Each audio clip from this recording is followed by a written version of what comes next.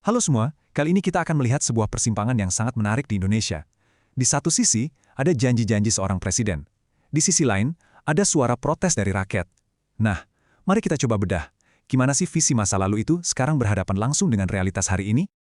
Oke, jadi begini alur pembahasan kita. Pertama, kita akan lihat dulu apa sih yang memicu semua ketegangan politik belakangan ini. Terus, kita akan flashback sedikit melihat lagi visi yang pernah ditawarkan oleh Presiden Prabowo sendiri. Nah, dari situ, kita bandingkan dengan rapor kinerjanya menurut sumber kita, dan di akhir kita akan coba cari tahu kira-kira apa sih jalan perbaikan yang mungkin ada. Nah, kita mulai dari akarnya dulu ya. Jadi, ada sebuah kritik publik yang, ternyata direspon dengan tuduhan yang sangat berat, makar. Pertanyaannya, kok bisa ya sebuah diskusi biasa, sebuah kritik, tiba-tiba berujung pada ancaman pidana yang seserius ini? Jadi ceritanya begini, setelah 18 bulan pemerintahan Presiden Prabowo berjalan, suara-suara ketidakpuasan publik itu mulai makin kencang, makin jelas. Nah, puncaknya itu ada di sebuah acara di Hutan Kayu, Jakarta. Di sana kritik nggak lagi cuma bisik-bisik, tapi disuarakan dengan lantang, bahkan sampai muncul seruan supaya Presiden mundur. Dan responsnya, wow, seruan tadi langsung ditanggapi dengan tuduhan yang nggak main-main, makar. Dari sinilah kemudian perdebatan politik dan hukum yang panas dan, jujur aja, berisiko tinggi dimulai. Oke, tapi sebentar deh, makar itu sebenarnya apa sih artinya? Nah, menurut sumber kita, mantan Ketua Mahkamah Konstitusi Mahfud MD, makar itu bukan cuma soal omongan atau kritik pedas loh, ada syaratnya, harus ada tindakan nyata yang tujuannya untuk menggulingkan pemerintah. Ini perbedaan yang sangat-sangat krusial dalam konteks hukum. Nah, untuk benar-benar paham kenapa ini jadi sebuah kontradiksi besar, kita perlu mundur sedikit ya. Kita coba lihat standar yang justru ditetapkan oleh Presiden Prabowo sendiri untuk dirinya sendiri jauh sebelum beliau menjabat. Dan sumber kita untuk sisi janji ini unik sekali. Kita nggak ngambil dari pidato kampanye, tapi langsung dari buku yang ditulis oleh Prabowo sendiri di tahun 2017. Judulnya Paradoks Indonesia. Nah, di buku inilah beliau menumpahkan semua rasa frustrasinya sekaligus visinya untuk negara kita. Di dalam bukunya itu gambarannya cukup suram ya. Prabowo sendiri yang menulis, dan ini peringatan keras dari beliau saat itu. Kalau Indonesia terus begini, kita sedang menuju kehancuran. Itu kata-kata beliau. Dan rasa frustrasinya pada politik itu kelihatan banget. Sampai-sampai ada satu angka yang sangat spesifik dan jujur aja mengejutkan. Beliau bilang 93,3% politisi yang ia temui itu pembohong. Tapi Prabowo saat itu nggak cuma mengeluh ya, beliau juga menawarkan solusi.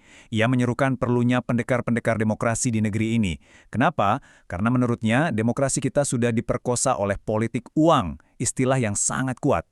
Jadi dari semua kegelisahan itu, lahirlah sebuah misi yang sangat jelas, dengan dua pilar utama. Nomor 1, pastikan supremasi hukum tegak. Nomor 2, kejar dan tangkap para koruptor. Simple, lugas, dan kuat. Oke, kita sudah lihat janjinya, visinya. Sekarang kita beralih ke bagian rapornya. Kita akan lihat bagaimana 18 bulan pertama pemerintahan ini berjalan kalau kita bandingkan langsung dengan prinsip-prinsip tadi. Tentu saja ini berdasarkan analisis dari Mahfud MD. Nah, disinilah kita lihat perbandingannya, promise versus reality. Janji sebagai pendekar demokrasi, menurut penilaiannya, justru melemahkan check and balance. Lalu, janji untuk menegakkan supremasi hukum, kritiknya adalah munculnya otokratik legalisme. Ini istilah penting ya, artinya hukum justru dipakai sebagai alat kekuasaan, bukan untuk mencari keadilan. Dan terakhir, janji memberantas korupsi, faktanya justru indeks persepsi korupsi kita malah turun. Kalau kita bicara soal korupsi, datanya cukup bicara banyak. Coba lihat indeks persepsi korupsi kita. Ini standar global loh ya. Dari angka 40 di tahun 2019, yang waktunya cukup baik, sekarang turun jadi 34. Penting untuk diingat semakin rendah angkanya, artinya persepsi korupsi di negara kita itu dianggap semakin tinggi, baik oleh publik maupun dunia internasional. Dan bukan cuma itu. Ada satu janji kunci, salah satu senjata pamungkas untuk melawan korupsi yang dulu sangat didukung oleh beliau, yaitu RUU Perampasan Aset. Sampai sekarang, RUU itu belum juga disahkan jadi undang-undang. Terus gimana dong solusinya? Nah, di bagian terakhir ini kita coba geser fokusnya ya. Bukan lagi soal siapa salah siapa benar, tapi lebih ke gimana cara kita maju. Mencari jalan di mana kritik itu dilihat bukan sebagai ancaman, tapi justru sebagai vitamin. Tapi, biar adil dan seimbang, penting banget untuk melihat gambaran besarnya.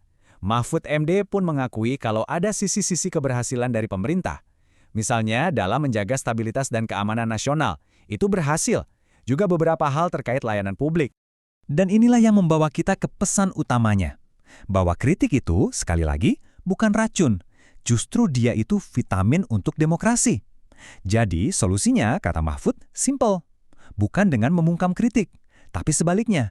Pemerintah harus mendengar, mencari tahu kebenarannya, dan menyelesaikan masalahnya. Pada akhirnya, semua perdebatan ini meninggalkan kita semua dengan satu pertanyaan mendasar. Dan ini bukan cuma untuk Indonesia loh, tapi untuk negara demokrasi manapun di dunia. Pertanyaannya adalah, apakah suara kritik dari publik itu sebuah kekuatan yang merusak, atau justru alat yang paling penting untuk kita bisa tumbuh dan jadi lebih baik lagi?